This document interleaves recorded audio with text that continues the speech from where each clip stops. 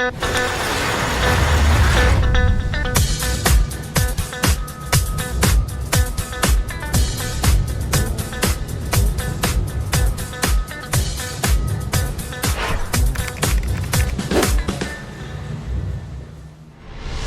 right. Well, hello, listeners and viewers out there today. I'm Tony Diacenis, your host for Compliance in Motion, and you are dialed into another episode where we have an excellent guest here today. So thank you all for joining us, and a big thanks to Mike Thompson.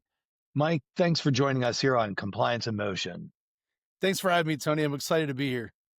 You know, I'm really excited about your background because you kind of have a variety of different roles. You're a speaker, a full-time worker, a full-time volunteer for the Social Safety Council of Portage County. You've got a lot on your plate, a dad, and all these other good things, right? Absolutely.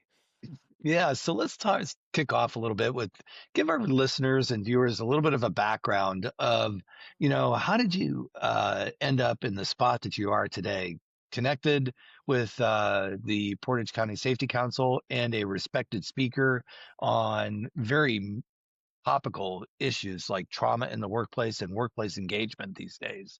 So what's your journey been? So it's been a wild ride for sure, Tony. So it's fun to talk about because people are like, "What?" It seems like it's kind of It's a zigzag here lot. and there, Yeah, but it's right. it's really just providence intertwined together. I like to call it. So back in 2012, in March of 2012. I started for Family and Community Services, and I worked in a housing program called PATH, or Portage Area Transitional Housing. So part of that program, I started working for people in these transition housing programs throughout our county, and then it integrated into homeless veterans, domestic violent victims, families, single moms, all anything you could imagine. And it grew into multiple shelters across Northeast Ohio, from Lorain, Akron to Kent, Ravenna, and all over the place. And Hmm. I started doing some life skills classes, we would call them, as part of an expressive therapy program. So I worked one-on-one with homeless people, and one of my main jobs was trying to get them back to work.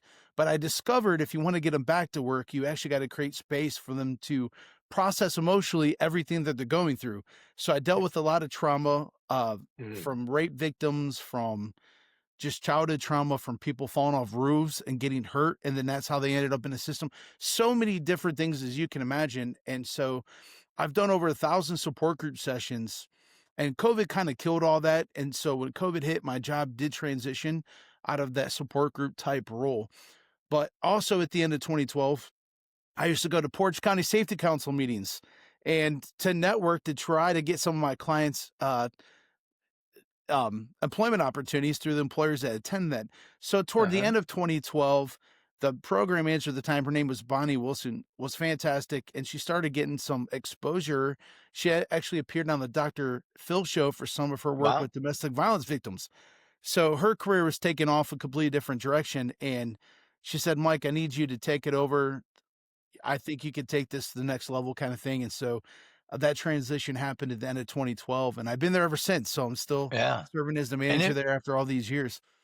And it really is a very logical fit for your background and experiences and sharing your knowledge, but also still doing that networking to find places and for people to be and where they're needed and things like that. Now, I think the Portage County Safety Council serves about 90 different employers. Is that about right? Yep, we have about 90 members right now throughout Portage County. There are a few outside of our actual county lines, but predominantly Portage County, about 90 members. Yep. Yep. And so maybe you could give a little bit of description for people who are outside of the state of Ohio, what we mean by safety councils and how they operate. So Ohio is one of 4 states in the United States that has a public workers' comp insurance requirement. So everyone has workers' comp insurance through the state of Ohio, not private insurance. And so when the legislation was passed years ago, they wanted an education piece. So that come in the Safety Council program. The Safety Council program is there. I believe there are 84 safety councils throughout Ohio in different regions, mainly centered on county. But when you start getting to Southern Ohio, there's not as much population. One Right. council may cover 4 or 5 counties, but they're county or regional wide. And sometimes there may be a construction safety council or some kind of industry specific council out there that exists. So we're funded by the state of Ohio Bureau of Workers' Compensation to host monthly safety training as a part of a rebate program. So employers that attend our program, if they attend 10 meetings a year, they can qualify for up to 3% premium rebate. So they have a financial incentive to participate in our safety education. And now I've had the opportunity to go to several of your safety council meetings over there in Portage County, and they really are a great event. They really pull a lot of people from a lot of different industry together. Mike and his partner that are like part of the committee that puts these on definitely have a little bit of a flair sometimes and make it a lot more fun than just your traditional meeting. But we are there to hear people talk on very serious subjects. Give us some examples of what types of topics have been covered over the years. We can go from active shooter to uh, bloodborne pathogens, more medical type stuff, all the way to real industrial topics like confined spaces, propane tank safety, lockout, tagout, slip, trips, and falls, all the way to more HR type focus, like management focus, leadership type focus, trauma, mental health. We cover the whole gambit of anything that could be tied to safety and wellness. We've covered it all over the years. And as you said, Tony, there's a wide representation of industries. When the first thing that pops in mind with safety is manufacturing, right? Or industry. Mhm. But we have like 6 or 7 school districts, we have municipalities, we have nonprofit organizations, we have medical care facilities, any nursing homes. We're about 60% manufacturing, but we represent pretty much any industry across the board. That I think is very interesting too. So, as somebody like yourself who's been involved with the Portage County Safety for over a decade now, you certainly have had the opportunity, I should say, to sit through a variety of different keynote addresses and absorb a lot of knowledge in your own repertoire or portfolio of safety and compliance, and probably put that into motion out in your professional life outside of being a safety council member. Now, I also know that you're a really active speaker and you have a lot of engagements throughout the year where people depend upon you to be the keynote speaker, unlike just running the program and being in the audience, right? So let's talk a little bit about one of your go-to subjects, talking about trauma in the workplace or burnout and workforce strain, if you will. I think some of the research would tell us that if we went and dug deep in this area, it would be validated that the burnout rate is at a 10-year high. And really, what we're finding is that there's a lot of early warning signs that people have. They're sending these signals out, and that perhaps leadership isn't really connecting with them. What are your thoughts? What have you seen in the workplace that you know the best way to re-energize or reconnect or identify where somebody's bringing perhaps that trauma into the workforce? And talk to us a little bit about those like tip of the icebergs that maybe we should be looking for. Yeah, first off, Tony, I want to address this mindset from leaders or executives or managers, whoever that is in the C-suite is. There's this mindset that this is not our problem. We're a place of employment. And my argument to those folks is you're dealing with it whether you realize it or not. And I'm continually blown away as I'm going around doing these how trauma affects your workforce trainings, Tony. And I'll just say this is how I tell everyone. It's easy to see the effect of trauma in a homeless person or someone in a housing program or someone in a food line. It's easy to see that. What's mind blowing is I'm going to professionals, which is primarily middle managers, is my audience of Mhm. who I'm speaking to.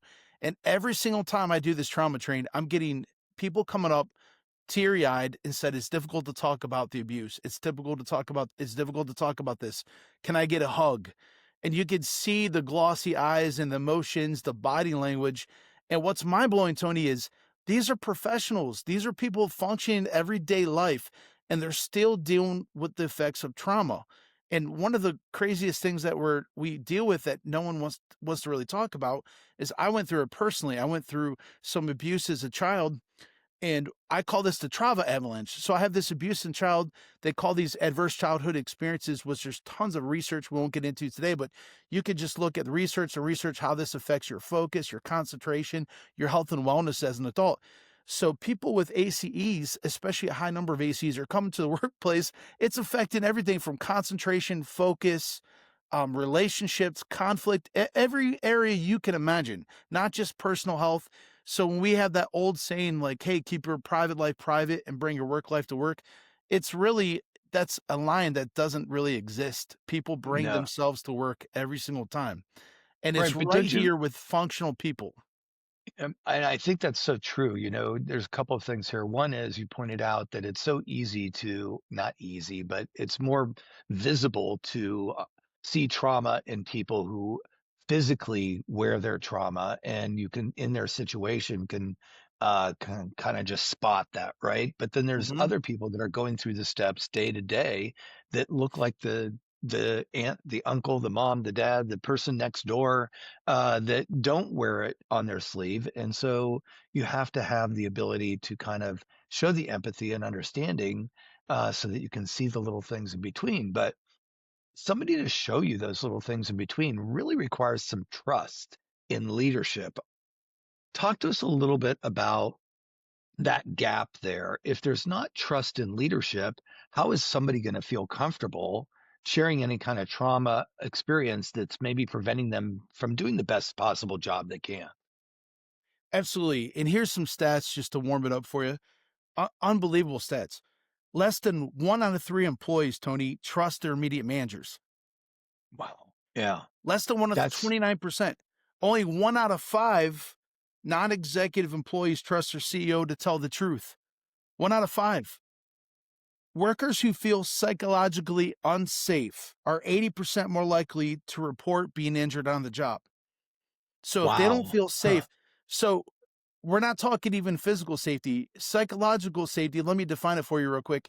It's Please. Yeah. not cupcakes and marshmallows and petting animals and all the stuff that politically and socially out there in the culture where people think it is. What it actually means is if I speak up, will I be retaliated against?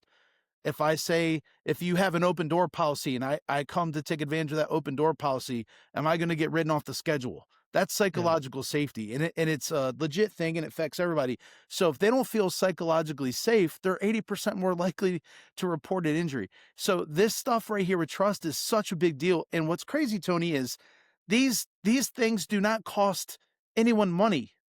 They don't Mm. cost money. You don't have to bring a consultant in to do this. All you have to do is connect with people at the water cooler. Hey, how are the kids? How was the little league game? You just actually get interested in people, say hello Mhm. to them, be kind to them.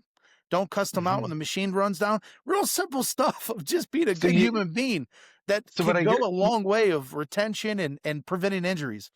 yeah. So I think what I hear you saying is that you don't need to embark on some big safety program that's going to be time consuming and expensive to roll out. It's the simple blocking and tackling things that is that general human connection that starts to build that trust and leads to that psychological safety on the job. That said, though, I get that I can do those, things, and these are things that I could implement today just to get that human connection going. But are there actually programs that you have seen people dedicate some time and energy to help change a culture of the company or help to start at a very low level and build that bank of trust and credibility? Absolutely. I use a model, I use a framework I developed called GRIP. These are what I learned in the support group is there's 4 things everyone is looking for, and they're kinda at the 30,000-foot level, but I think, I always joke in my leadership training, if you can't connect with employers leaders, you need to get a grip, and it's kinda like my little fun thing to make it stick for them. But Yep. the first one, G, is growth. Everyone's looking for growth, advancement, to be something, opportunity to be, part of something bigger than themselves. The second, letter, R, is relationships. People are looking for healthy relationships, connections. They want to feel they're a part of the team. The I is for identity. Do I feel safe enough to be who I really am? Authentic. Do I belong here? Am I part of something bigger than me?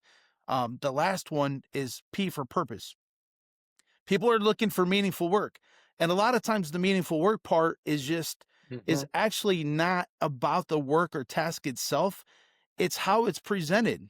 I worked at a plastics factory as a young man who put ice cream we put handles on ice cream buckets, and I worked at the warehouse, and we had this wonderful HR manager named Mitzi Wilson who did this, motivational training years ago called Gung Ho. I don't even think it's around anymore, but she Yeah. got us going, and she said, hey, she would tell us, like, the people we're working with aren't just putting buckets on ice cream pails, they're providing for the family.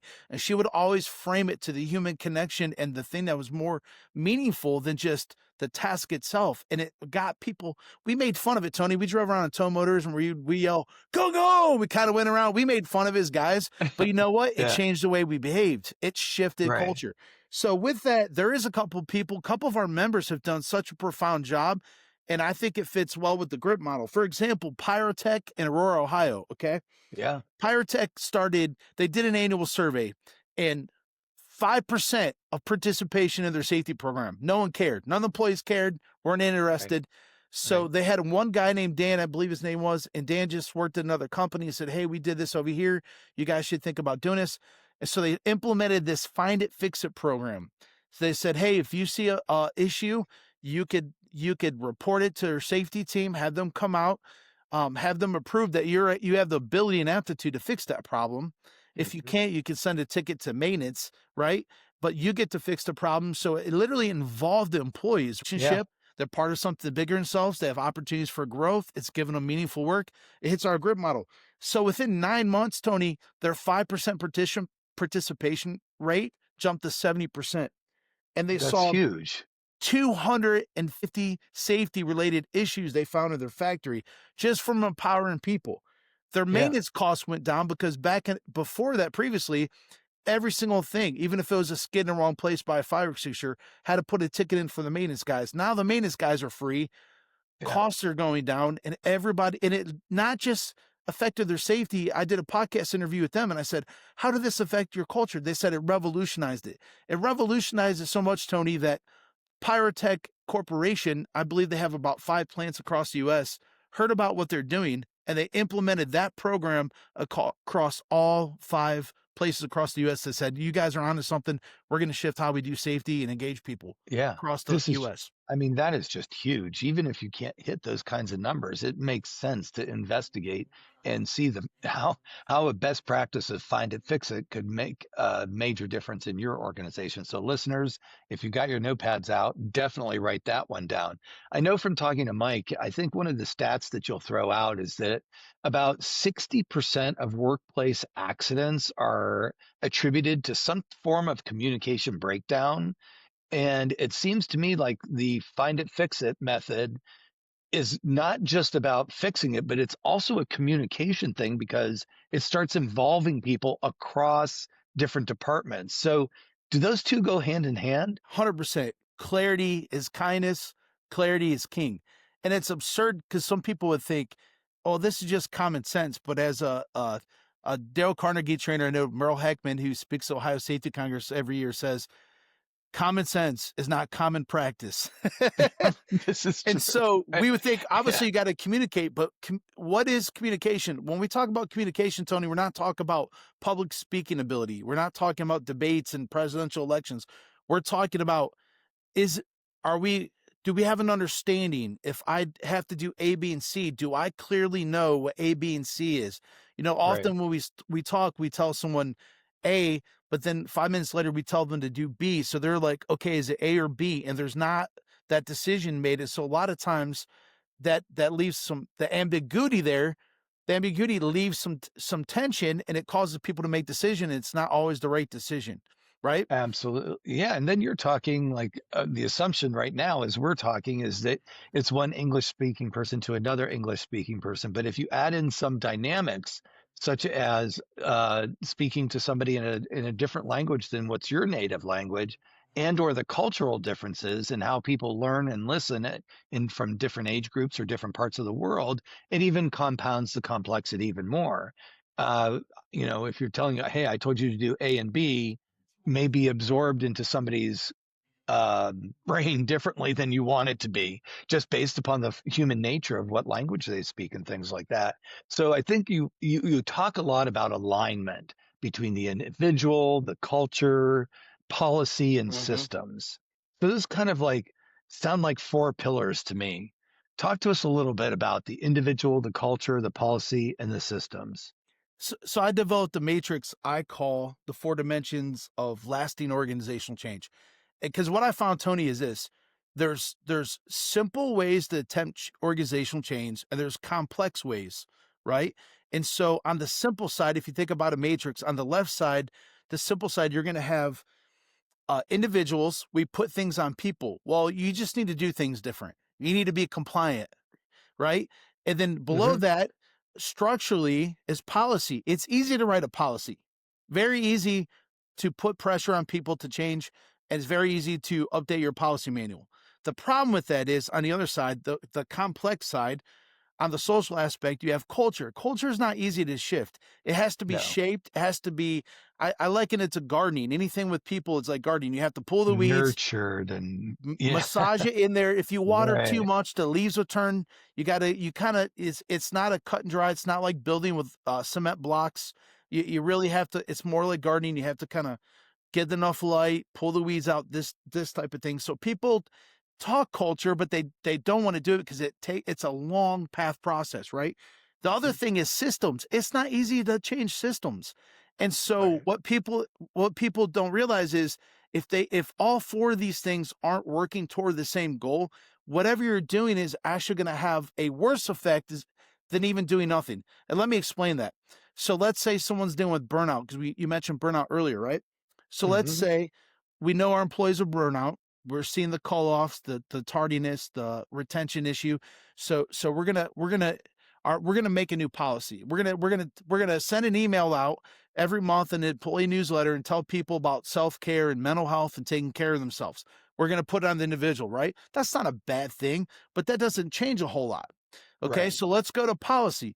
So now we're going to instill a policy. You know what? We're going to give more PTO. We're going to give more paid time off. Okay, fantastic. The problem with that is the system has such a high rate of demand, they can't even take their PTO. So mm, what does the yeah, policy do? If the system doesn't get upgraded to allow people to take their time off, then the PTO is absolutely pointless. And if we're not careful, we actually make it worse in the eyes of our employees because they said this whole thing was fake. You told me I could yeah, have time off, exactly, but I can't even right, take the time off. So if those four things aren't working together in alignment toward the same goal, some of the things we even try to do as HR managers or even plant managers, they'll actually backfire, and they actually will have a backlash from employees because now they don't trust us. This is the reason the stats we talked about trust earlier are often broken, because we make real attempts, but we stick to the easier, simplistic route of putting it on individuals or yeah, changing the policy, but yeah. we don't upgrade the systems to go with it, and it can end in disaster all the time. Absolutely, and as a leader, the number one way to break that trust and credibility with the employees in the field or your teams of people that work for you is to say something, but not be able to show that it actually got executed and delivered some results. And that's when people start to distrust the statements that come out of the leadership office. So understanding the impact of the words that you're sharing with your teams and your employees and folks out there is so critical. But understanding the process that you might need to focus in on as individuals, culture, policies, systems, as the foundation to breathing life into the words that we choose in front of our teams is absolutely critical. And like what Mike points out is that those are not discrete pieces. They overlap. They're intertwined, right? Yes. So if one's not working properly, the other one's probably feeling the pain, right? Years ago, my 20s, and part of my job, I was on this thing called a corrugator, the size of a football field. It makes you think about like Budweiser containers. They make the casings for them, and Yeah, also like yeah, swings, the big cardboard boxes that the swing sets are put yeah. in. That you go to buy your kid a swing set. So like anything cardboard that was made, the corrugator made what we called a baseboard. So it was the size of a football field. It took 4 to 6 people to run this thing. And so I worked as a stacker, and where everything was cut, and then they would put creases, then we sent them off to machine to put the finishing and print on. So I would walk on these rollers. I have to run up these stairs, and there's a gate open to a conveyor. And right across from the gate, Tony, is this giant sign that says, "Hazard, do not walk on conveyor." But my job required me to walk on a To moving walk on. conveyor and pull samples to make Yeah. sure that the machine and the creases and the perforation was correct. And so instantly, and the same company had a zero tolerance policy, lockout tagout policy. So the first day on the job, they handed me a lockout tagout. They don't explain anything to me. They give me a stack Yeah. of paperwork where I signed off somewhere. And so some guy, a supervisor, came up to me and said, "You're fired." I'm like, "What are you talking about? I just showed up. It's my first day." Yeah. He's Right. like, "You don't have your lockout tagout on you." And I'm like, "Well, no one told me that." He's like, then he looked at me strange. I'm like, "I mean, if you want me to go, whatever." At this Yeah. point, I don't know if I want to work for a company like this. I So, I so clear the I clearly had a few jobs like that in my manufacturing and, sandblasting days. "Here, go do this." yeah. Nobody gave you any nobody filled you in on the gaps of knowledge that you needed to add back then, but today's a different story. People expect So it. the company's trust instantly was eroded because, "Or you're gonna fire Yeah, me if I don't wear the lockout tagout thing on my belt loop, but you have a sign that says, 'Don't walk on this thing, it's a hazard,' but you require me to walk on it." And so, yeah, instantly, they have no concern as an employee. My perception of their concern for my health or well-being is absolutely not. They say one thing to get them out of trouble because if someone gets injured, "Well, I have the sign up. They broke yeah, the rules." But they right. so Yeah. So when you started off telling the story, you used a couple of keywords in there about being a new hire and kind of almost like your first day on the job. And so I wanted to kind of bring this around to, I believe it's a story. I don't know if you can say the company name, I'll let you do that, but it's called Just 10 Minutes Model. And it was something that you worked with somebody on, and it really took a close look at the training model around onboarding new hires into a safety culture, is what I understand it. Can you tell us a little bit about that as it relates to, hey, you got new people coming in, new hire programs, and somebody has this just 10 minutes? What is that? absolutely. So, if anyone ever looks up safety statistics, that younger workers and new hires are some of the higher risk employees, right? For safety hazards. And so, Parker Hannifin in the Ravenna plant, they created something called the Safety Dojo, which I'm a big Karate Kid, Cobra Kai show fan. I don't know Okay, if you've ever yeah. heard of that, Tony, but Oh, yeah. I'm just like, watching the reboot right now. oh yeah, yeah. So, Yeah, if you know what a dojo is where they train hands on with karate and different things. right. So I call it the safety dojo, and you go in this room and have hands-on equipment that you're actually going to be working with. It's not just you're in front of a video. Remember the old VHS back in the day, Oh, yeah. the Right. black and Yeah. white screen of it. It's Yeah. not just boring safety videos. They actually have a room where you're actually going to be locking out real equipment that you're going to be working on and different things. And so they set up this room, and then they set this program up called Just for 10 Minutes. So for the first 20 days, okay, of a new hire's onboarding process, the first 20 days, they have to meet with a safety volunteer that can come from any department. Their operations, Okay. engineering, could be safety, but they have these Hmm. volunteers that come and they mentor. Remember the grip model: Yeah. growth, relationships, identity, and purpose. So they have that relationship with people from different functions of the organization. They meet with them 10 minutes a session for a 10-minute safety talk in the safety dojo. So it's hands on because it's a Yeah. factory. So they're going to be Yeah. working hands on. They have relationship mentoring going on. And then I have to take a 10-minute session for the first 20 minutes a day or first Hmm. 20 days. So it's equal to 200 minutes as part of their ongoing process. But think about how that Right. makes an employee feel. You care about me enough to where you send the engineer to come teach me how to be safe. And you don't Right. just make me watch a video. You give me hands-on equipment so I'm actually prepared when I go out Yeah. onto the floor. I Yeah. have the Abs- kinetic learning going on. I have the audio visual. I have the relationship. You care about my growth because you're sending me a mentor for the first 20 days I'm on the job. Yeah, So absolutely. It's fantastic. So, like, for our listeners out there, some of them are probably extremely large organizations like Parker Hannifin, mhm. but others, small, regional size type organizations. Even though you're not Parker Hannifin, if you're one of our listeners out there that has a small regional size business or something, what lessons can this smaller organization take away from this, kind of structure that a much larger group put in place? I go back to two different models. The grip model. Ask yourself, Yep. am I providing growth and advancement opportunities for people? Don't think just terms of titles or promotions. Think about skill sets, experience. That safety dojo is an opportunity for them to come in and get their hands dirty, so to speak, and learn. Am I connecting and allowing opportunity for healthy relationships, mentoring, and it could look in different forms. And by creating a Hmm. sense of identity and purpose. And the other three things I say is like, I call it the three C's of leadership, Tony: communication, connection, and culture.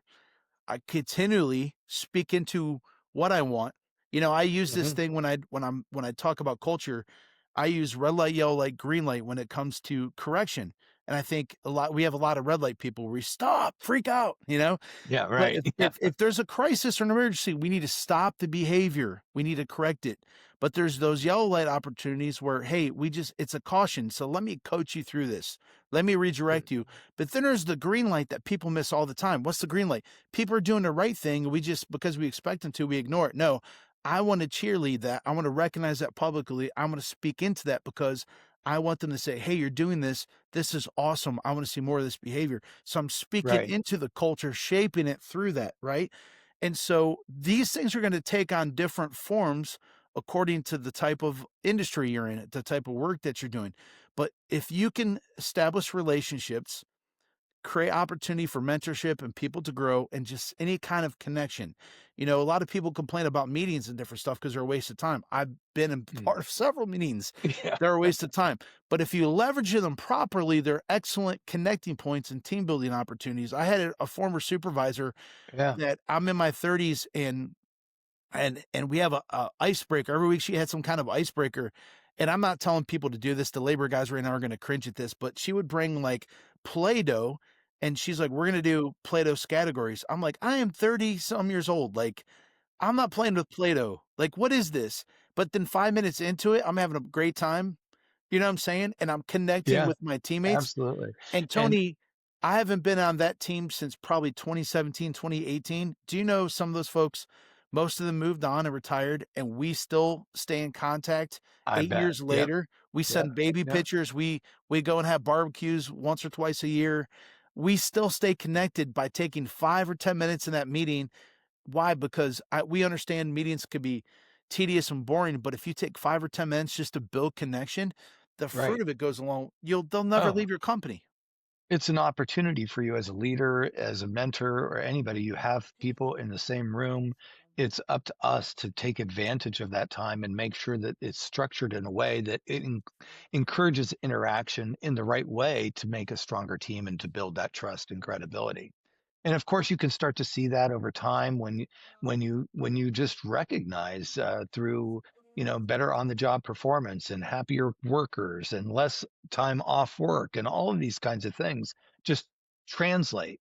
So it sounds like a little bit like I'm talking about measurements, lost time, time off work and increased productivity and stuff like that. So let's ask you what your thoughts are. Like, how do you actually think about measuring, have you moved the needle? Have you made progress?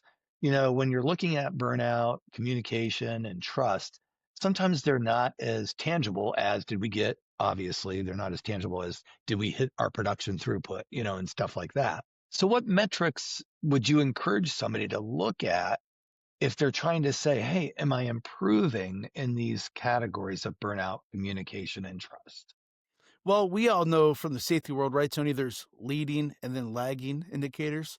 And I Yep. think the lagging indicators is the turnover, is the absenteeism, is the tardiness, is the disengagement. But like Pyrotech we mentioned earlier, I think an annual survey with your employees is 100% crucial.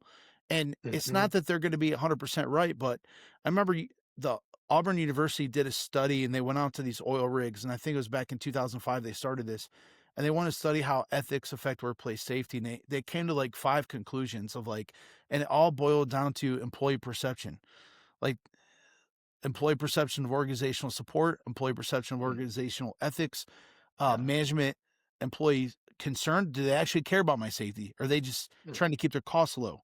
We have these charts out there that talk about the days off and all that stuff.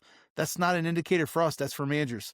For employees, they don't care about that. They want to get back home to their kids and they want to ride their motorcycle when they get home and all these different things. So all these things were based on employee perception. And that's the hard part. Even the trauma thing that we talked about in the very beginning is, as managers, often we think, well, I don't care. They don't care about this. No, no, no, no. It's not about, or, hey, it's not really like that. How you view it is different than how they do it. And perception is reality to them. So having that survey, having observations so you can look at those lagging indicators. Are people starting to call off more? We may have a culture issue. I use this Yeah. thing for me. If I'm upset at one person, right, or one employee, it could be them. If I'm dealing with 2 or 3 of the same issues, it's either me or we have a culture issue, and I'm the head, so it's falling on me. So you could observe things, you could observe those lagging indicators, but the leading indicators is getting out ahead, get those relationships, get those surveys out there, and start to ask the questions. And here's the thing, none of us trust those surveys. I know it sounds like I'm contradicting, but we have the technology that could track who responds. Make sure they're confidential and make sure Right. that as we There's services out there that you can use to, yes. actually, conduct a survey without having people feel as if they're going to know that I'm the one who said this, right? Kind of a thing, right? Right. They don't And they're and then it's without and it's retaliation. Yeah. and it's also on the employee's perspective too. If it's anonymous, you want to be true to what you're saying. You don't want to be somebody who's throwing stuff out there and having somebody take action on something that's maybe not exactly as it appears, correct? Because then that derails the whole process. But Here's the thing. I go ahead. I was just gonna say, Tony, if the safety council, we don't surveys a lot. One of the questions is, what other topics you would like to see in the future? And they'll name the topic we just presented on, or the one last month. Yeah, And so I'm right. like, okay, are you dogging the speaker, or you just didn't pay Yeah, attention? Like, are you just kind of parodying? Like, so there are, like, you do get answers and information out there that is not relevant, yeah, but you may get 1 out of the 100 that changes everything.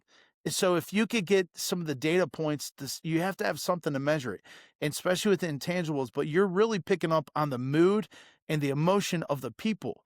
The task yeah. will work themselves out, and so we have Right, indicators for that. Lost time right. accidents, all these different things. But when we're dealing with people, like, what is the and what I would suggest too is, don't keep them at the 30,000-foot level. Get some of those big high level, how do you feel? How's the company going? All this stuff.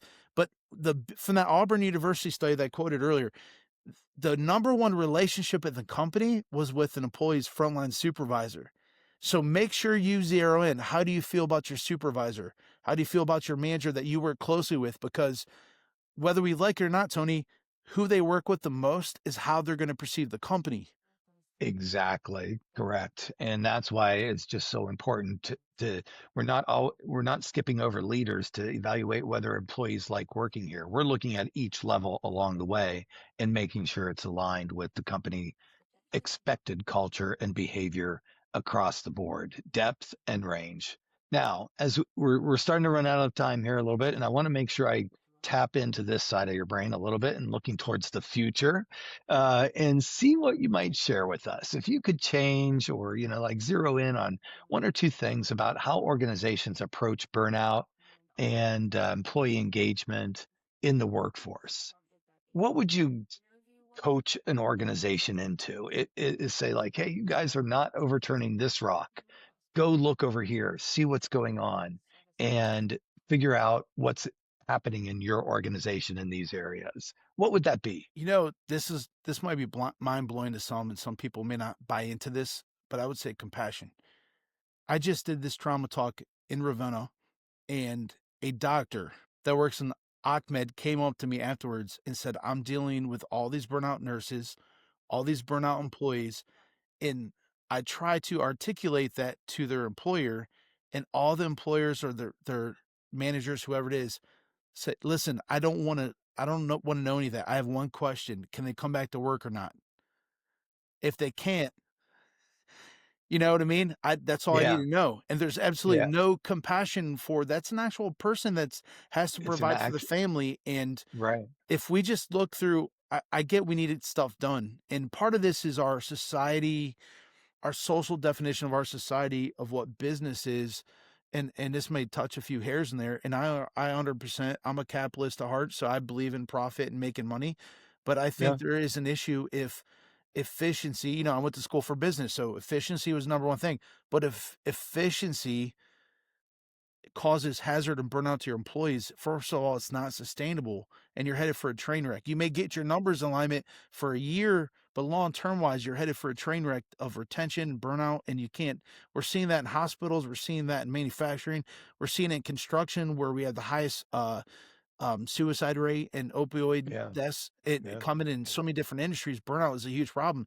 The biggest thing is I think we see the warning signs, Tony, but I don't think we cared enough to do anything about it. And I think part of it is we got to keep the machine going. We got to make profit. Yes, we want to make profit, but if I run my car in the red line, at some point it's going to overheat and break. And so we want to get Yeah. that as close to the red line as possible without hitting there to where it's going to burn out. We want efficiency, Right. but we can't do it at the expense of people. Absolutely not. And I think you really hit the nail on it. It's about empathy, compassion, understanding. And if you take those three things and you're sincere about them and you have that kind of connection with your employees, I personally believe the rest will follow. Increased productivity, less days off work, more ideas and suggestions through open door policy and communication and things like that. So, listeners, this has been a fantastic discussion with Mike today. We could probably talk for hours on end, tapping into his background and experience, but we've got to get back to other things today. That's right. So, Mike, I want to thank you so much for participating in our session, in our podcast, Compliance in Motion. Greatly appreciated. Listeners, viewers out there today, if you like what you heard from us today, please like, subscribe, and share. And most importantly, share with colleagues that need to learn more about managing trauma in the workplace and beefing up on your empathy and understanding for workers in your workforce. Mike, thanks again. Have a great day. Thanks for having me.